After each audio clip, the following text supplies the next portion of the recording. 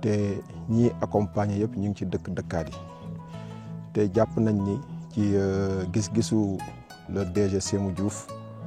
que Kaolack nekk na position boo xamante ni c'est une position très stratégique à la fois day permettre à ce que suñu équipe yi suñu bëggee déployer wu day gën a yomb ñu mën a déployer partout dans le Sénégal que ça soit dans la zone est, la zone centre où nous sommes, mais aussi dans la zone sud, mais également dans la zone nord et ouest du Sénégal. Et aussi day permettre aussi ñu rationaliser à la fois les coûts en termes d'intervention sur le terrain, mais aussi en termes d'efficacité et d'efficience. Je pense que loolu gis-gis la boo xamante ne nii ba mu ko tegee dañ ko nangul ñun ñëpp ànd ceeg moom. Et en conscience cette équipe c'est de casser les cloisons pour que ñëpp mën a bokk autour d'une même table, que lépp lu ñuy def ñu waxtaane ko discuter ko jël décision yi nga xamante ni moo ci war suñ ko waree mettre en œuvre maintenant ñu situer les responsabilités ku ci ne la nga ci war a def ñu war ko def dans le respect de la hiérarchie, dans le respect li nga xamante ni mooy professionnalisme bi, mais également faire en sorte que liggéey ñu def ko dans les meilleurs délais. À travers un dispositif de conseil agricole boo xam ne mettre nañ ko en place boo xamante ni y a un maillage de l'ensemble du territoire national avec des conseils agricoles qui prennent en charge les fermes, des responsables de programmes yi nga xamante ne ni ñooy accompagner les conseils agricoles dans la mise en œuvre des activités, et maintenant la coordination qui fait le suivi, la supervision, et maintenant direction technique nekk ci kaw sur le plan stratégique, orientation yi nga xamante ne ni moom la DG bi tracé ñu mën ko mettre en œuvre à ce niveau. Donc noonu mooy li nga xamante ne ni moom la ñu teg mettre ko en place war ko dérouler te loolu lépp nag pour ñu def ko également day laaj ñu xoolaat suñu doxalin ci yenn aspects yi, surtout sur la collecte de l'information, parce que information bi dafa nekk loo xamante ni dafa am solo. Lépp looy def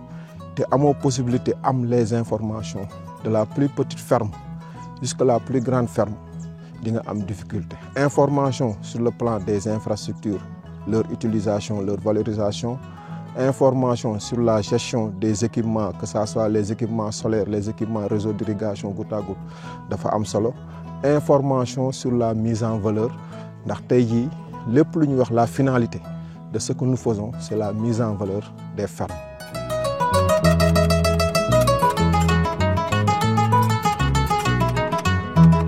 Pour cette année dafa nekk année boo xamante ne ni dafa am solo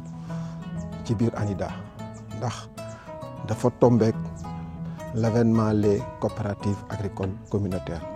yi nga xamante ne ni le ministère de l'agriculture, de la souveraineté alimentaire et de l'élevage à travers docteur Mabouba Diagne mettre na ko en place, ñun ñu jëmmal ko à travers ce qu'on appelle les coopératives agricoles communautaires avec un modèle qu'on appelle le modèle éclaté. Loolu tey la direction de l'ANIDA à travers son directeur général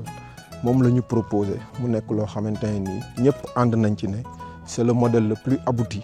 pour répondre aux besoins des populations, parce que la question centrale bi nga xamante ne nii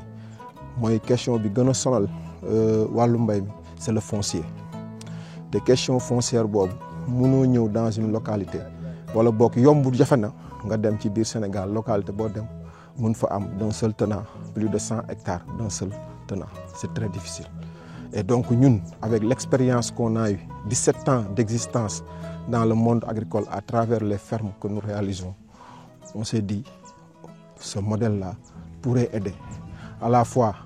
sur le plan économique mais aussi sur le plan de la sociabilité des populations. Ce qui fait que dans une commune, on peut avoir 10 fermes de 20 hectares. Au total, ça fera les 200.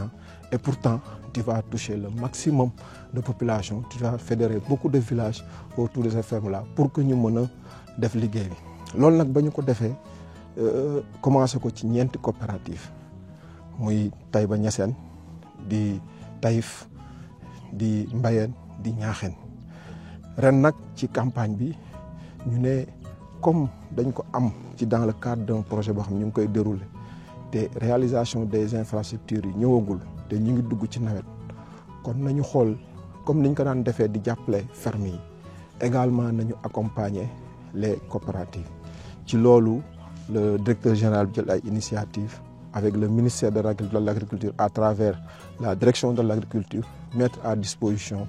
des semences et des intrants ñu jox ko baykat yi ñu utiliser ko moo waral fii ñu nekk tey ci Taïba Niassène nga xam ne jox nañ leen ñebbe comme ni ngeen ko gisee jox nañ leen gerte jox nañ leen mbokk ak engrais yi nga xamante ni moom la war a àndal moom la ñu utiliser pour accompagner ces coopératives là ñu commencer am activité yi ñuy dérouler et que bu ñu dérouler activité yooyu dina am un retour sur investissement parce que loolu ñu fay am bu ñu ko jaayee xaalis boobu da leen di permettre ñu am un capital boo xam ne ci la ñuy démarrer pour que déwén bu ñu soxlawaatee les intrants nécessaires dañ koy mën a dem jëndi sans difficulté parce que c'est ça le rôle d'une coopérative agricole.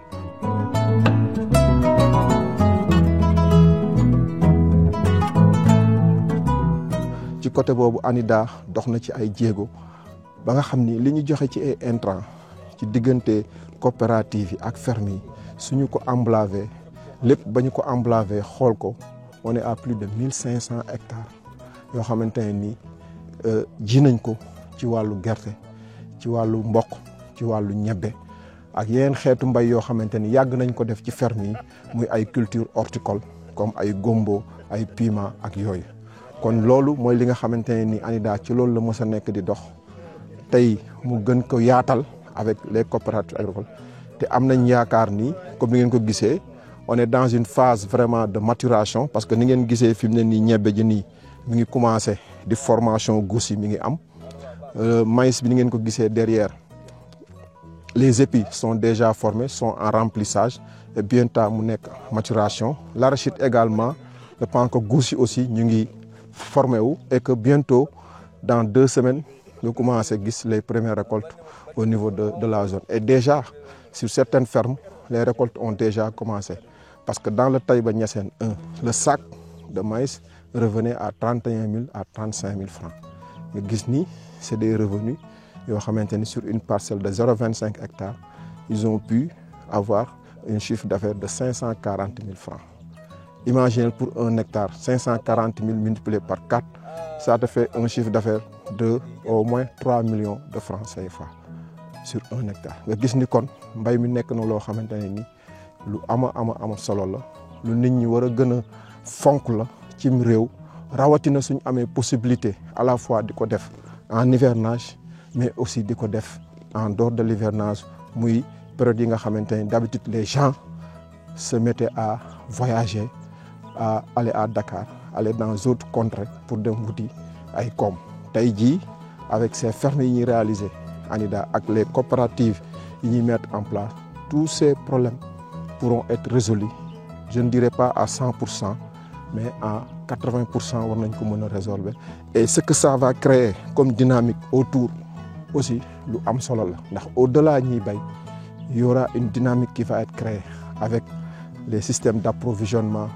le système de commercialisation le système de transformation de ces produits agricoles et d'autres types d'activités connexes yoo xamante ne day ñëw créer wu autour de ces coopératives là autour de ces fermes là.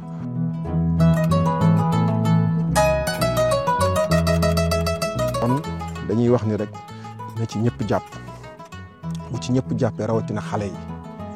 ndax tey c'est désolant de voir sur les routes des jeunes entre 18 et 35 ans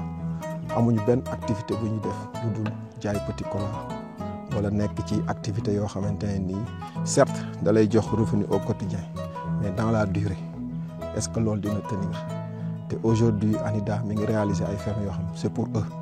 donc dañ leen di lancer un appel encore une fois à la jeunesse sénégalaise ñu gën a fonk seen bopp gën a fonk mbay mi gën a ñëw ci terroir yi ànd ak ñi nga xamante ne nii mooy ANIDA ànd ak ñi nga xam ne ñooy collectivité ànd ak l'État du Sénégal parce que la volonté elle est là l'État a mis beaucoup de ressources dans le secteur agricole et que très prochainement avec les coopératives agricoles yi ñu mettre en place defe naa ni loolu dina nekk loo xamante ne nii dina résorber beaucoup de problèmes sans compter maintenant les autres projets et programmes yi nga xam ne ANIDA mi ngi koy am war ko dérouler au profit des jeunes et je pense que sur ça ñu ngi lancer un appel à tout le monde vraiment ñu gën a ànd mutualiser nos forces ñu conjuguer nos efforts pour que ñu ànd mën a liggéey ci loo xamante ne ni développement réew mi lay doon te bu réew mi développé woo ñun ñëpp a ciy jariñu